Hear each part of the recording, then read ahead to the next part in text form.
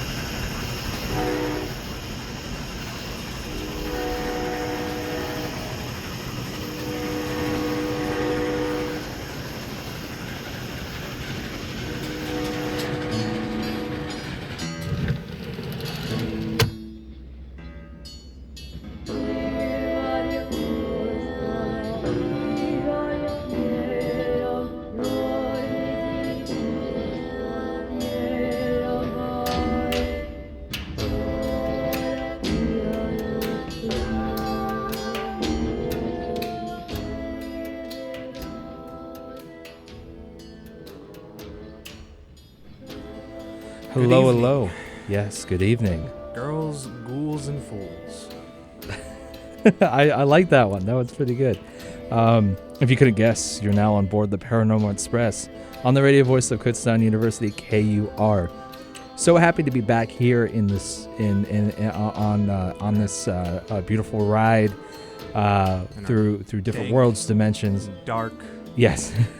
Train cart. If you've probably noticed, Ectoplasm. we had a repeat episode recently, and we haven't been live in a while. The beginning of this semester, like we are the beginning of our time here for this season. Yes, it was hard to hit the ground running, but now I think we're back at it. We can get this stuff going. So if you guys missed us, I hope you're ready for some more stuff, because we're excited with the topics we have, at least today and coming up in the future. So this is going to be exciting. My name is Nick Zierfoss. Of course, with me is Jake McDaniel. And we're here to guide you guys here on the Paranormal Express. Today, our topic of occult interests and paranormal spookiness is going to be talking about real life wizards and sorcerers. Yeah. Magicians. Yeah, basically people. And in my case, a mountaineer. Yeah, even a mountaineer. Basically, we're trying to go over legitimate non-fictional characters or people that were believed to have... that were either believed to exist at one point and have been magical in some regard, or they did exist and were also believed to be magical. Yes, either by their actions, by their abilities, or what they wrote Usually about. through science and alchemy and things like that. Definitely more scholarly practice than what you believe, like the wizarding world. In some case, Harry they Potter. believed that they were wizards too, though. Oh yeah, no, definitely. Like my mountaineer. Yeah. I have so that's, we're going to go over a few people. We came across this topic because it's kind of fascinating to think about. There's a lot. The legend of some of these people, because there are a lot, yes. And there's a lot that have had a greater influence on the world than others have. And some of them are also just fun to think about because of the legends that they leave behind. And of course, something we like to approach on this show is that of removing the nuances in a lot of pop culture and media, where you see these things and you might be able to make the connections in the future, and that's what we hope to do as we Definitely. partially educate, though not everything we say can be taken completely serious, because we're not historians or scholars or anything like that, but we try. So do you have a small one to get us started with? A small one, okay. Yeah, we can get started with it. You don't want me to start with my mountaineer then? No, we can. I can start with my ancient guy. Okay, cool. Osir, or Osir, or Sire. I forgot how they pronounced it in that video. But he was a Nubian magician, wizard, supposedly. Let's see, what do they call him here? Sorry, just trying to find it. Yes, ruffles papers. Organize his notebooks. Yeah, I don't see what they call him here, actually. Maybe it's down here. I call him a chieftain, but yeah, he's magical. He's like a wizard, something like that. Kinda. Although I think wizard's more of a Western term. It definitely is. But Egypt's fairly Western, to be honest. It's like it's one of the, I think, the birth of Western civilization. It's credited as one of those anyway, even though it's not European, and a lot of people don't want to acknowledge that Egypt is African, even though it is. Yeah, it is African. People often don't want to do that. But yeah, this is called the Tale of Sente Kamwas. I don't know if I'm pronouncing that right. And Seosir.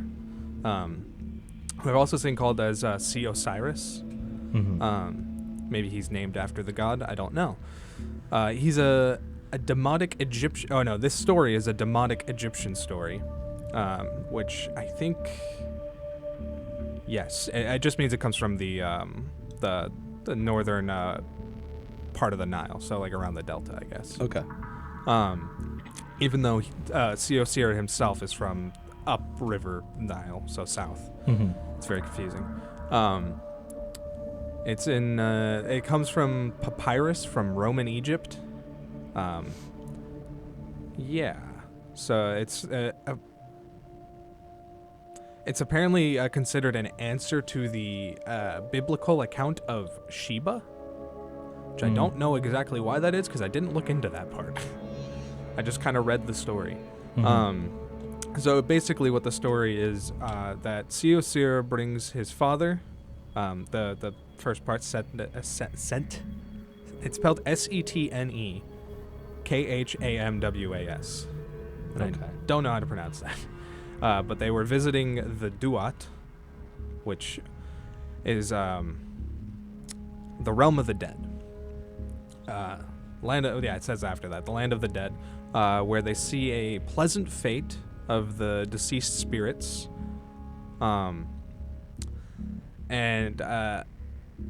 basically that's just the first part of it. They go to the land of the dead. They see this, but then they see some people who deceased spirits who lived justly, and the torments inflicted on spirits who were lived unjustly, basically. Okay. And then in the second part of the story, they go to the kingdom of Kush, and pose a puzzle to Ramses II. Ah, what a notable name. Yes, who I don't know if he was in the kingdom of Kush. Oh yeah, he would have been. Never mind. Just looking at that. Yeah.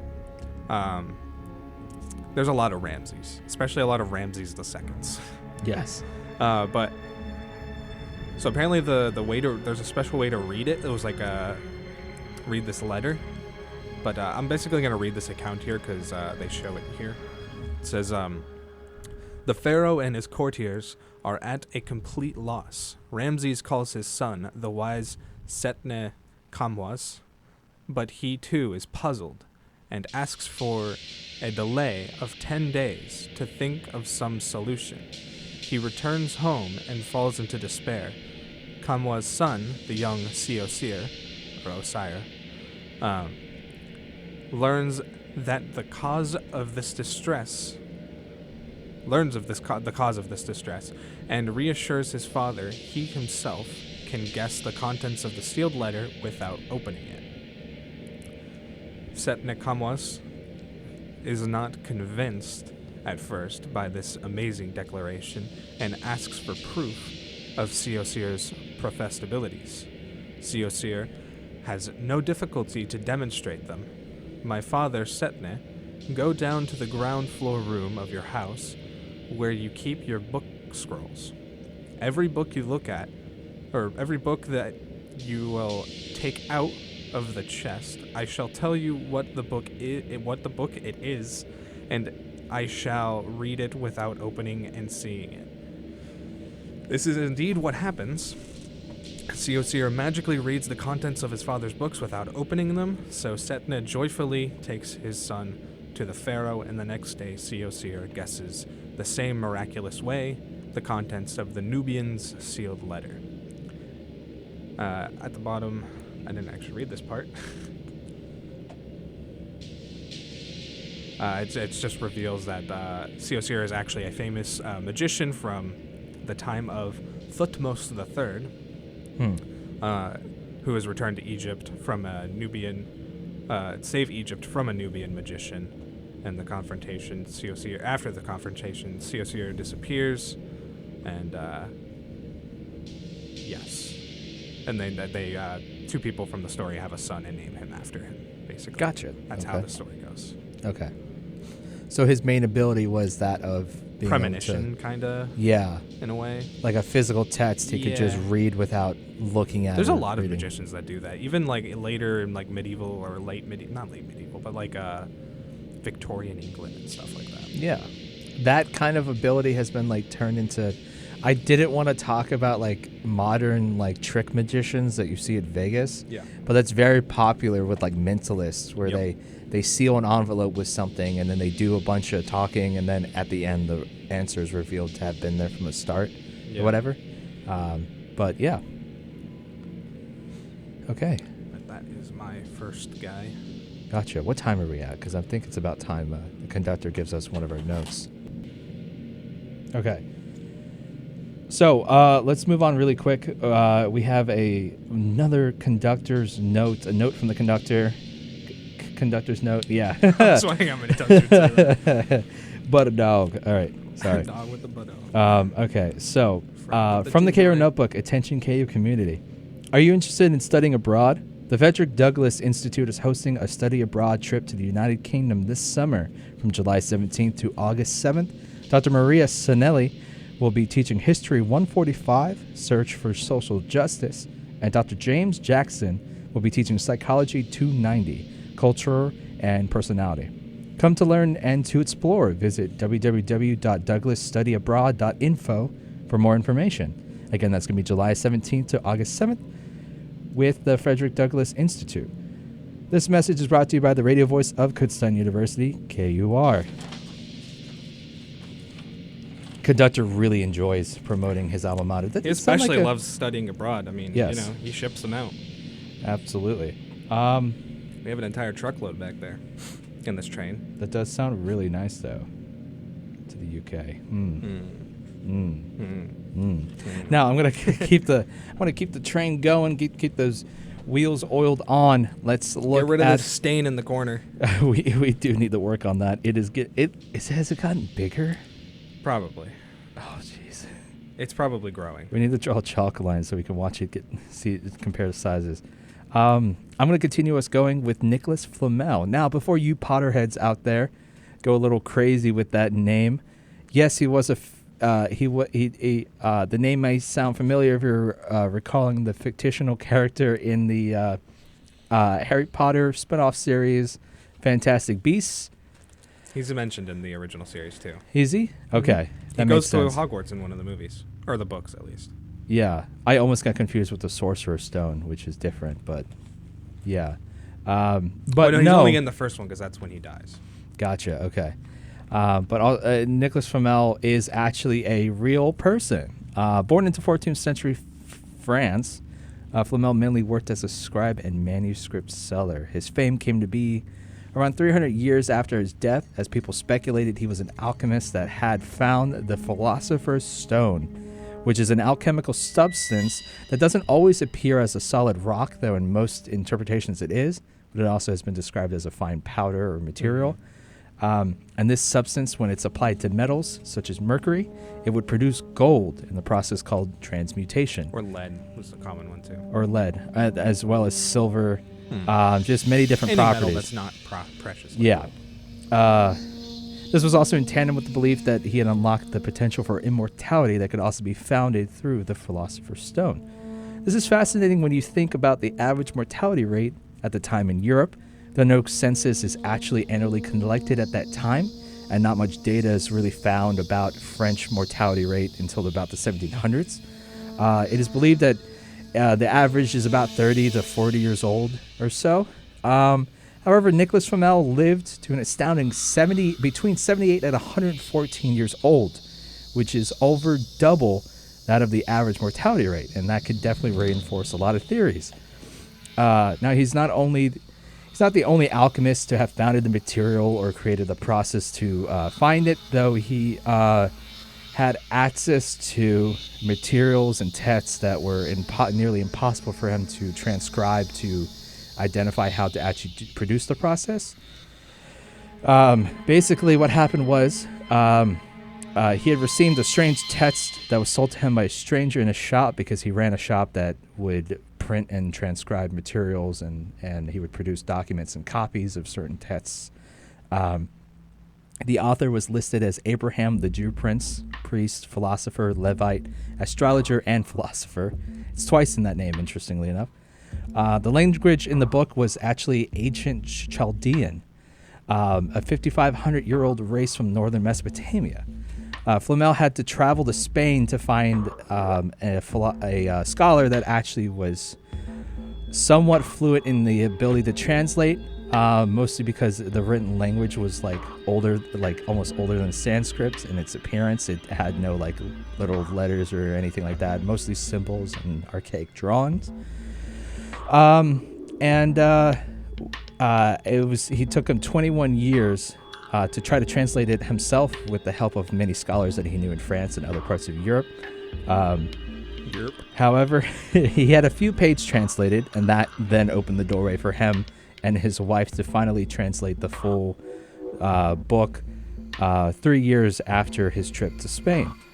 And with that, with the accounts and the knowledge that was given by the book, they had achieved the ability to transmutate. They turned in their first experiment, they had turned a half pound of mercury first into silver and then into gold.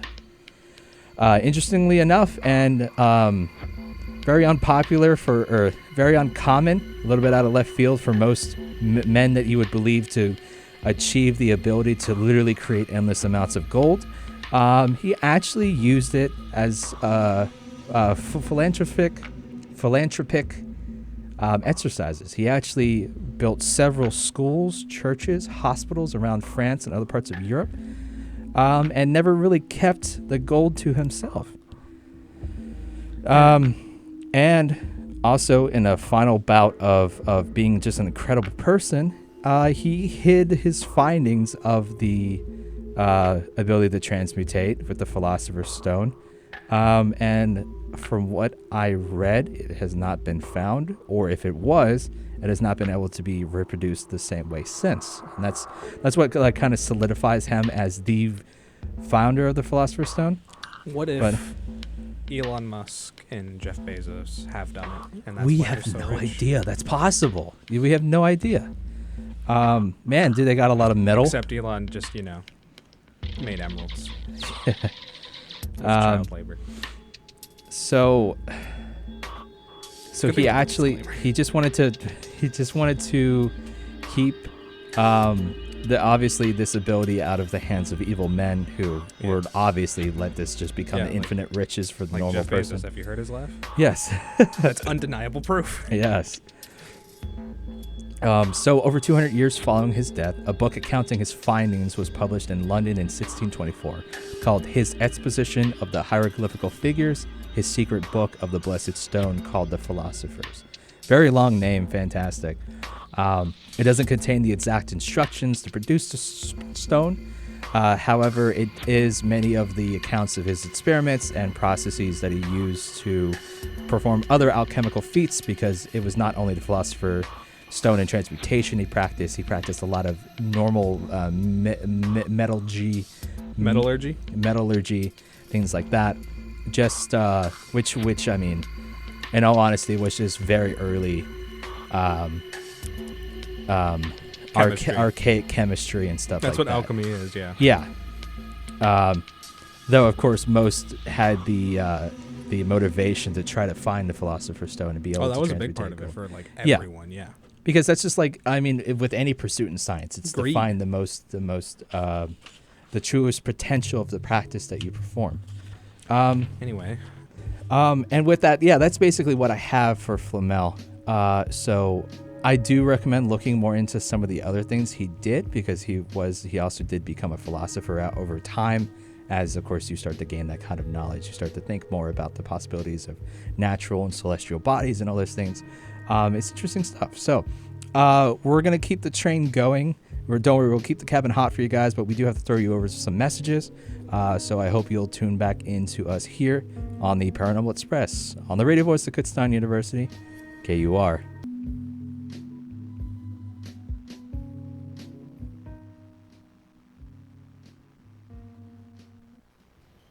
Are you hungry for a variety of sounds that can appeal to any appetite? Are you having difficulty choosing and you need something new? Why not dine in at the Signature Sound Buffet? Thursdays at 5, come with an appetite and enjoy the signature sounds. And don't let this classy atmosphere fool you. We have sounds for any appetite.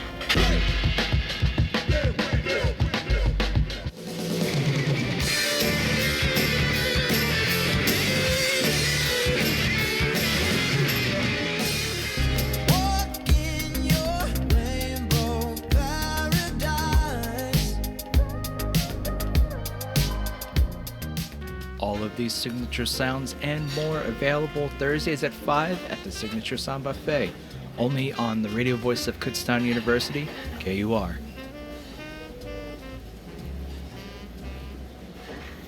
I had a sore in my mouth that just wouldn't go away. And after a couple of weeks, I went to my doctor. A sore, lump, or thick patch in your mouth or throat could be a symptom of oral cancer. My doctor told me I was smart to come in. He said that oral cancer is more common in African American men than in any other group in the U.S. It turns out I did have oral cancer, but it was caught early and my treatment was successful. I'm glad I got it checked. That probably saved my life. If you're an African American man, you need to know about oral cancer. Visit a doctor or dentist if you see changes in your mouth that don't go away after 2 weeks. It's important to get an oral cancer exam, because if you do have cancer, the earlier it's caught, the better. A message from the U.S. Department of Health and Human Services, National Institutes of Health.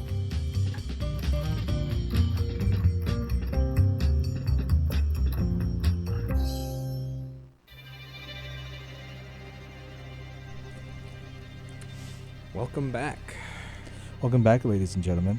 You're now back on board the Paranormal Express on the radio voice of Kutztown University, KUR. If you're just joining us, you may be interested in what topic we're talking about. We are talking about real-life wizards, sorcerers, magicians, and those of magic and spirituality that are truly variety, existed. Typically.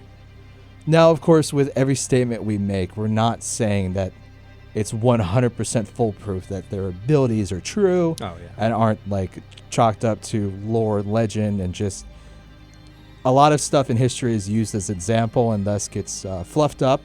But we're just looking into the idea that these were legitimate people that had either historical accounts of their ability or have become a tradition to speak of their abilities.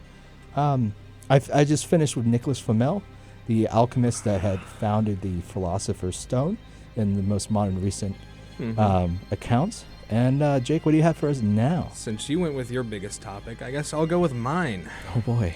My mountaineer. Yes, the mountaineer. Mr. Crowley. What went down in your head? Edward Alexander Crowley. Later, Allister Crowley. It's not, I swear, Mom, it's not a face. He did not have a good relationship with his mother. Okay, so but he did have a good relationship with his father. Interestingly enough, despite the fact that his father was a very devout Christian man. That is fascinating, actually. And we're going to get into why. What do you got? Not really. Okay, well. I'll talk about it a little more. But, yeah, he was born in Royal Leamington Spa, Warwickshire, England, or Warwickshire. But he also died in England, Hastings, East Sussex, England. But interestingly, his resting place is not in England. It's just north of us. It's in Hampton, New Jersey. Why New Jersey of all places? I don't know. I'm not going to be one of these people that's like, I couldn't find why. We currently reside in Pennsylvania. Yeah, that's where the train is stopped for now. Where the train's stopped for now, and it is of the local civilians that the belief is New Jersey is terrible, and that's interesting that he's in New Jersey. Isn't that the belief of like almost everyone around here, even in like Yes. New York? I think even people from New Jersey understand, but we're not Yes. going to call them out. I promise. We love you guys regardless. Oh, it has his signature on here too. Sorry, I didn't notice that earlier, but I just think that's interesting. Is it a spooky signature? No, not really. Ah, It's just kind of no. swirly. Darn. But yeah, like I said, he was born in England. He had an okay like childhood. It seemed his family was pretty rich. His father was an engineer, but he was able to retire before Allister was born. Wow. And his mother, Emily Bertha Bishop, she came. Sorry, this is just about where she came from. She came from Devonshire, Somerset, if you know where that is. I've heard of Devonshire I've before. heard of both of those places. Yeah. But I don't know where they are exactly. But she had a strained relationship with her son. She referred to him as the Beast. And Whoa. he loved it.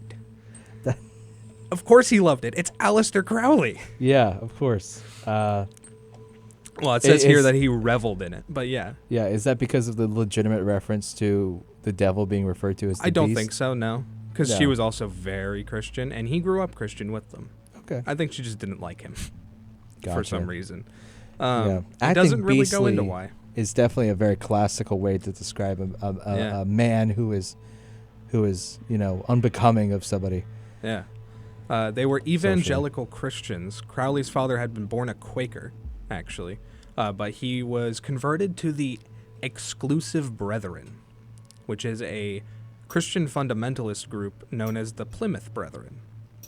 Sounds like some Freemason stuff, if you It's ask me. probably not too far off. I didn't really look into that, though. Mhm. But his is close to Freemasons. There are a lot of like gentlemen's club kind of religious sects that I've heard of before. Mhm.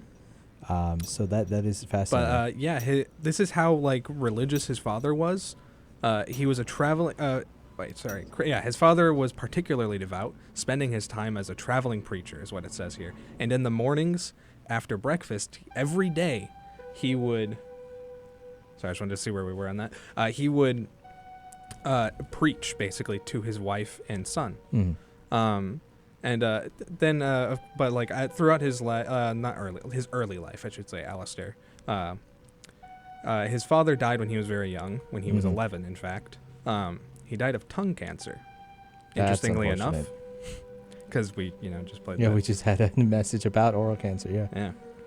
Yeah. Crowley describes this as a turning point in his life. Apparently, throughout his life, he always maintained a sort of admiration of his father, and here it says he describes him as my hero and my friend.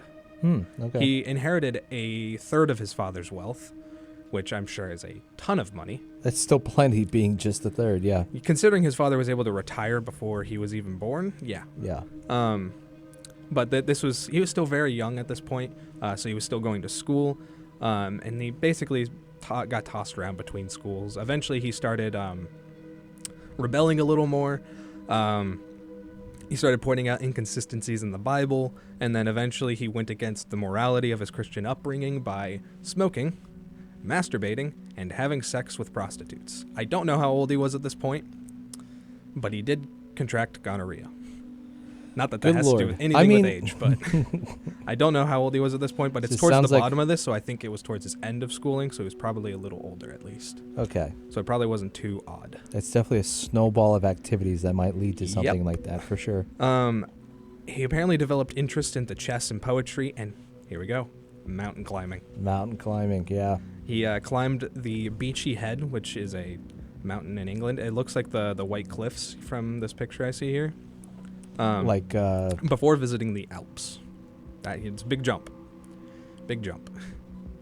He joined the Scottish Mountaineering Club and then went to the Bernese Alps. Reminds me of the Cliffs of Dover. Yeah. Sorry. Yes. No, that's what I thought too when I saw it. Mhm.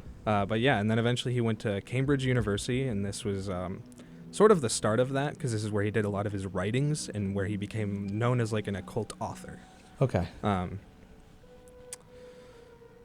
Yeah. Oh, this is also where he started, the prostitutes. Mm-hmm. That's where all that started. I'm not going to go into that because it doesn't really matter to this. But he's a very interesting man. Where is it? Just trying to figure out where I am now because I didn't read down all the way through here. I skipped to other pages and stuff to learn more in depth about the things. I guess the next most interesting thing that really gets into the occult stuff, besides like his writings and stuff, was that he in 1904 he was married to Rose Edith Kelly, and they honeymooned in Cairo, Egypt. And while there, he supposedly got visited by an entity named, I want to say Aiwass, Aiwass. Okay, yeah, it sounds about right. And this being dictated to him what became a founding book of for his religious philosophy, known as where is it? Thelema. Or Okay. that's how I pronounce it anyway. Could also be Thelema or something like that. I don't know. But it's called the Book of Law, and it was dictated to him over the course of 3 days. Let me find the page on that actually. That's the that we'll get into that. Because there was something interesting here, at least to me. Where is it? Is it not on this page? Sorry, I'm all over the place right now. That's fine. So he was visited by some form of entity that literally just like gave him the equivalent of an angel visiting of character from the Bible. Yeah, he believed this being to be an angel. In fact. Okay, Yeah. makes sense. But they basically they gave him the founding principles of this religion that he came up with, Thelema. He's the founder and still a prophet considered in it today. It is still a religion. It's also considered to be a founding religion for Wicca. Okay. And possibly the entire modern paganism movement. But there's like 3 sort of principles, I guess you could call them. Okay. I think they're interesting. I don't actually dislike them. In fact. Okay. The first one is, do what thou wilt shall be done, or shall be the whole of the law, which sounds confusing. It's explained here, though. It says, meanings that adherents of Thelema, so followers, should seek out and follow their true path, i.e. find and determine their true will. So basically, do what you want, and that is your law. That is the law. Yeah. It's almost like, it reminds me of certain philosophies where it's people might believe that the world is because everybody says that that's life and life is dictating what you're going through, when honestly, if you put yourself into your own projects, you can determine what your fate and your life is. Yeah. Though it may seem hard for some people in their positions, but yeah, that's reminiscent. The next thing is, every man and every woman is a star. This is apparently a reference to the body of light, which is like sort of. It's also used, I think, in. It comes from Plato, but I think it's used in Dante's Inferno. Okay. I don't know exactly how though, because I haven't read that. But Plato apparently said to. Think that things were composed of the same substance as the stars, and that persons doing their wills are thereby like stars in the universe, occupying a time and position in space, yet distinctly individual and having an independent nature, largely without undue conflict with other stars. Okay. It's heavy. Yeah, it's a lot to do with stars. Yeah, well, stars isn't meant to be taken literally. It's funny. As soon as you said something about everyone is a star, I just thought of them. Everybody's Stardust. No, I just thought like everybody's that important. Like, in kindergarten when you get a gold star, I don't think you're that's a how he star. means it. No, that's definitely not from when that description you gave. Definitely. Nah. It's referring to the idea that they're saying that everyone is distinct and they have their own path, basically, and that they shouldn't conflict with each other, I guess. Yeah. Even though I think they would. But anyway, the last one is, love is the law, love under will. So basically they're saying the nature of the law of Thelema is love, but the love itself is subsidiary to manifesting one's will. So which the first law is, basically. That's basically what the Book of Law is, and that's like the founding principles of Thelema, from what I gathered, at least. It's a very interesting religion.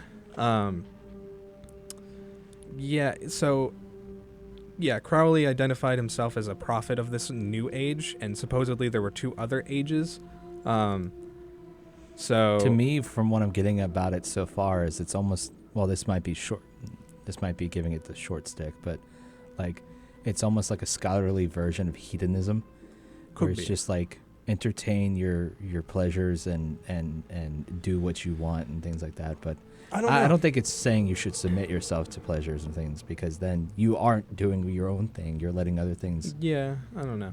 But the Aeons, supposedly there are 3 of them. Mm-hmm. The first one is called I think that's how you pronounce that, right? Aeons. Aeon, yeah, Yeah. that makes sense. Yep. Aeon of Isis, which the followers of Thelema believe it occurred in prehistory. And so during this time, they believe that there was like a mass worship of a great goddess who they believe is symbolized by the ancient Egyptian deity Isis. Okay. And then following that is the Aeon of Osiris, which takes place during the classical and medieval centuries, so ancient times and medieval times, Hey, that's called a callback. Uh-huh. when humanity, and during this time they believed that humanity worshipped a singular male god, which is symbolized by the Egyptian Osiris. Oh, because I talked about Seimei, yeah. Yeah. And then the third one, which is the one that Crowley claims is the new modern, at least at that time, Aeon, is the Aeon of Horus, is controlled by the child god, symbolized by Horus. Funnily enough.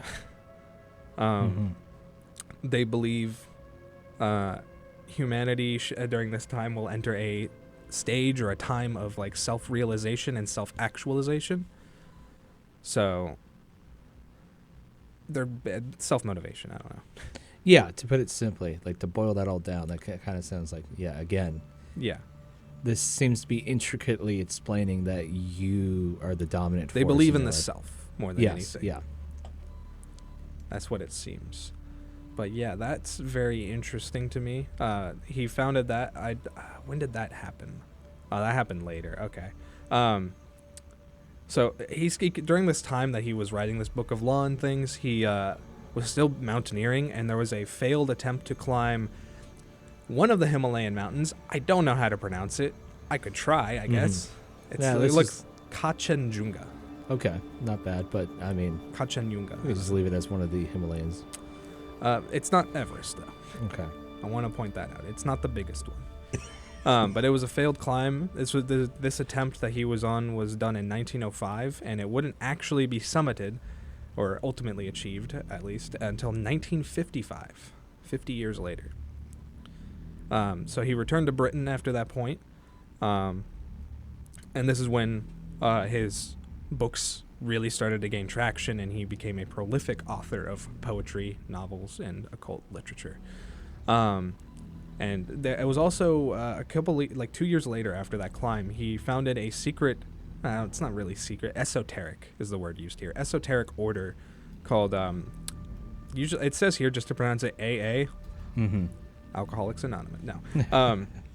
But the symbols here are A, and then you know the 3 dots in math that mean therefore? Yes, yeah. Yeah, it's A, therefore, A, therefore. Okay. Which isn't how it's pronounced, apparently. Apparently it's just AA. And it's through this organization that they sort of propagated Thelema. And then apparently he's went all over the world. He went to Algeria for a time, for some reason. Doesn't really expand on why he did here. But then he founded another esoteric order called the Ordo Templi Orientis, or OTO. Rising to become its leader of the British branch. Oh, no, he joined it. It was a German-based order. That's right. And then he rose to become the leader of the British branch. And then he reformulated them, the British branch at least, to be more, to follow his religion, the Thelema. Okay. Which also, I should say that Thelema comes from the Greek word for God's will, basically. Okay. It's a transliteration, though. So it's not a direct translation or anything like that. Okay. And so it's through this group that he established Thelemic groups in Britain, Australia, and North America. And then during the First World War, he spent his time in North America, or in the United States specifically. Maybe that has something to do with why he's in New Jersey now, or why his ashes are, at least. But then soon after, it was during this time that he took up painting, and then campaigned for the German war effort against Britain. Later, though, it was revealed that he had infiltrated pro-German movements to assist British intelligence services. So he was a spy for Britain. That's really cool. Yeah. Yet Britain did not like him too much. Yeah, it didn't seem like it. And then he established let's see, what do they call it on the page for the place, actually? Because you can still go to this place, but it's really run down. They just call it a small, it's a small house, but they call it a villa sometimes, but it's a, I'm not going to talk about it too much. It's just like, I don't want to call it a cult, because it's not quite what I mean. Gotcha. But it's a place where he lived, a commune. There you go. That's the word. Which is a cult. Yeah. I think you can have a commune that's not a cult, but it always leads to. Oh, they kicked them out. Not the commune. Italy kicked him out. It was in Italy. It was lovely. in Sicily specifically. Okay. Unfortunate. There was the villa still stands today, and apparently there was a filmmaker who named Kenneth Anger, and he was a devotee of Crowley, and he tried to do like a film there, and apparently it's now considered a lost film. If you know what those are, being a film major. Yeah. Okay. Yeah, it's considered a lost film now. Basically, like the original source material is impossible to find, though there might be some fabrications and copies of it. Like the originality of it is gone. Yeah. So just it's basically like all. I have more on him. Like he's a very big figure. But last thing I want to mention about him is just to sum up his life and everything. He gained, it says here at the bottom that he gained widespread notoriety during his lifetime for being a recreational drug user, which was a very big no-no, especially for Christians at the time, though he wasn't Christian for most of his life. But also being a bisexual and being an individualist social critic. So, just not believing in nationalism, I guess. Yeah. Because he lived during a time that was very nationalistic, so yes, that would be very taboo. But yes, he's remained a figure even after his death of like counterculture, especially in the 1960s when that became a huge thing. Yeah. And I just think he's a very interesting character. No, that really is. Well, he's a real person, not a character, but Anyway, that's basically what I have on him. Okay. Does it look like it's about time we might have to throw it over to some breaks just to get them going? Yeah, definitely. Yeah, so I've always been interested in the name. I mean, Allister Crowley is everybody's going to know Crowley. Yeah, Mr. Crowley. You even quoted Ozzy Osbourne's song, Mr. Crowley. What went down in your head? Yeah, Crowley is also a name that's in a lot of I think it's the beginning. Pop culture media. Definitely. It's a name that's actually like used in the Bible as well and things like that. So, and Allister is such a cool name. I can see why he changed to that. So that is awesome. So we're gonna keep it going here on the Paranormal Express. Hope you guys stick around and tune back in when we're back here on the radio voice of Kutztown University, KUR. KUR has TikTok. Go follow us at KUR1670. That's KUR1670 on TikTok to see some videos of the Kutztown University radio station. We are the radio voice of Kutztown University, KUR.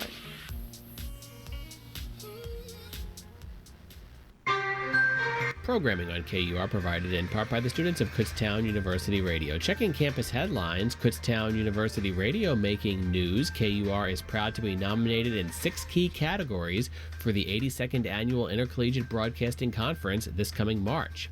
3 of the 6 nominations came from one particular broadcast, Pride Fest Recap Special. KUR would like to congratulate Kutztown University Radio former sports director, recent graduate Noah Pegler, and current student Josh Toot for being nominated for Best Play-by-Play Sports for Kutztown University Golden Bear Football. We want to congratulate Jenna Foley, KUR Vice President, for being nominated for Best Station Promo. We want to congratulate Abigail Reggs and James Ziprot for 3 nominations, all for the Pride Fest Recap Special, as I just mentioned. mentioned in the following 3 categories: Best Campus Community News, Best Community Outreach Event, and Best Live Promotional Event. And we want to congratulate Andrew Zametti, KUR President, and KUR Promotions Director Jared Ushura for being nominated for Best Talk Programming for their morning show, Coffee Talk. KUR congratulates all these members and wishes them best wishes as they hope to bring home some gold in March. We check news hourly on KUR.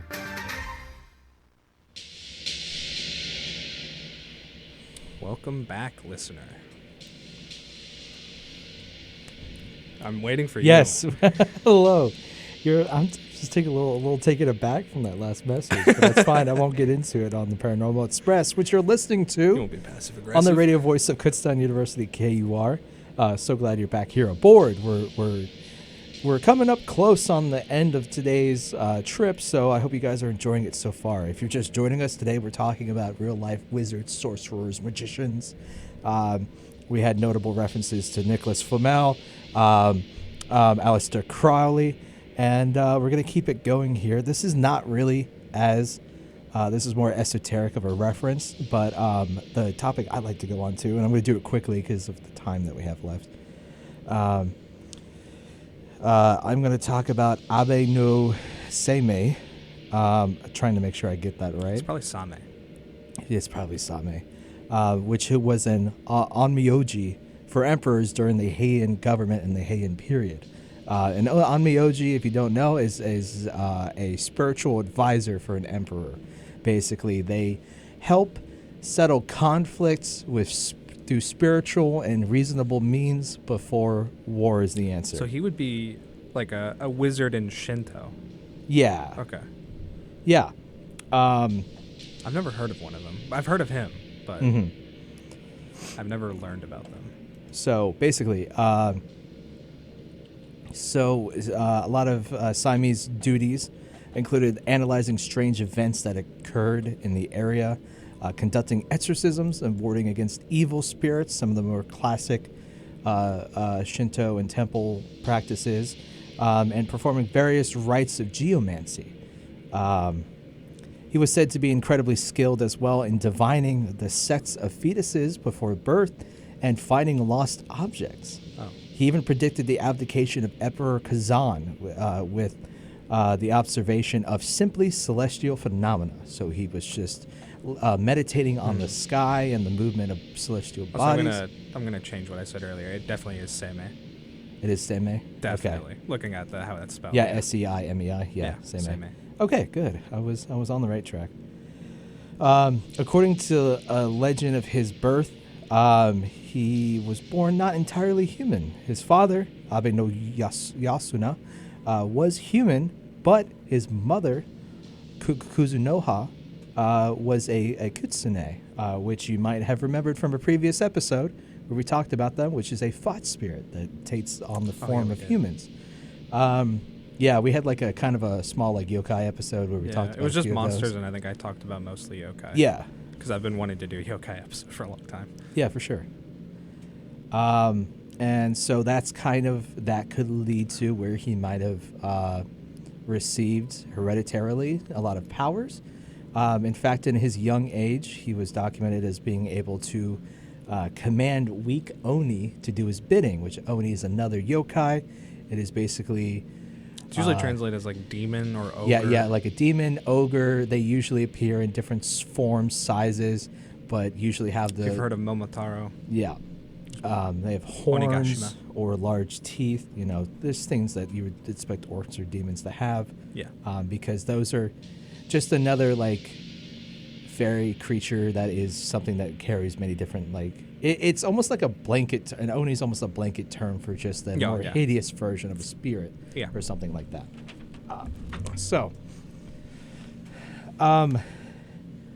He spent most of his life while being the court on Myoji for his emperor. He also had lots of bouts with a rival whose name was Ashiya Doman, who often tried to embarrass Seimei so that he could usurp his position.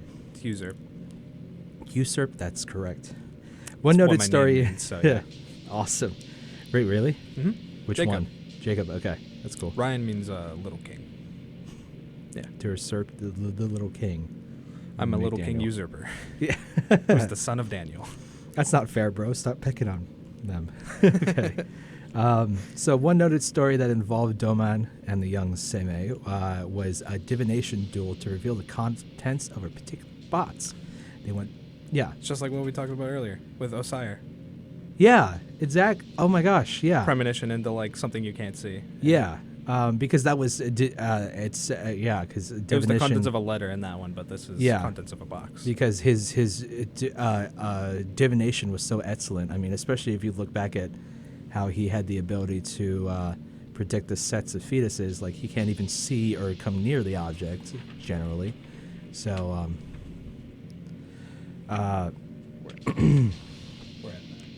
gotcha. So, yeah. If that made sense. I don't have a lot on him. That was just some of the Okay. few things I wanted to go over because it is fascinating that, I mean, it just comes back to point out that a lot of times advisors to kings and people in high points of power Yeah. had somebody that held a position that was some kind of spiritually or occult like. Yeah. You Just had, to have you had that another extra. person on your list that we didn't get to talk about. Maybe we'll talk about him a different day. But Yeah, I'd like to who's revisit exactly this. like that. Yeah.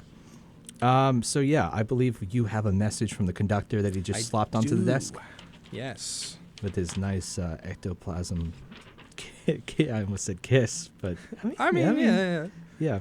He's a pretty affectionate. So what has he got for us? All right. From the KUR Notebook, attention KU community. KUR podcasts, a good sampling of our programming regularly on multiple different platforms. Some of our best talk programming can be found on Spotify and Apple Podcasts. Simply open your Spotify or Apple Podcasts and search for Kutztown University Radio and listen to the many great podcasts featured. Some of our older podcasted programming is still available on YouTube. Search for Kutztown University Radio and find them. Finally, some of our best music-based programming is podcasted on Mixcloud. To go to our Mixcloud page, www.mixcloud.com/KU radio/ to listen on demand. I want to reread that. Just to reiterate, since www.mixcloud.com/KU radio to listen on demand. This message is brought to you by the radio voice of Kutztown University, KUR. That's actually a fantastic tangent to bring up the fact that, yes, you can find episodes of Paranormal Express like today's episode you're listening to live, or maybe you're listening to us on Spotify. Spotify listeners, we love you to death. But we still appreciate your support regardless of if it's live or not. But yes, you can always come back to these shows later on, finding us on that Spotify. So do you have a quick last one to send us off with? No. Okay. All of mine are going to take way too long. That's I fine. was going to mention, though, because we basically only have like 20 seconds anyways. Okay. But like that, them trying to premonition into a box reminds me of, because I mentioned earlier how we should do a show about, that's a joke show or whatever. Mhm. There's a part in Elder Scrolls where they trick a goddess into with a box. Really? But she Wow. actually does see into it accurately. Interesting. But he tricks her still. Okay. It's interesting. But yeah. Anyway. Yeah, we'll take the final minutes to talk about our socials. We have what are the socials where they can find us at? We have a Twitter, which is @Paranormal Express, and a Instagram, which I think it's just, you can find us by just searching Paranormal Express. It should be the same icon as Twitter. I did update them recently, but there's no posts on the Instagram at the moment. That's fine. That's something we're going to be working on, so look forward to that in the future. Thank you guys for listening to the Paranormal Express here on the radio voice of Kutztown University, KUR.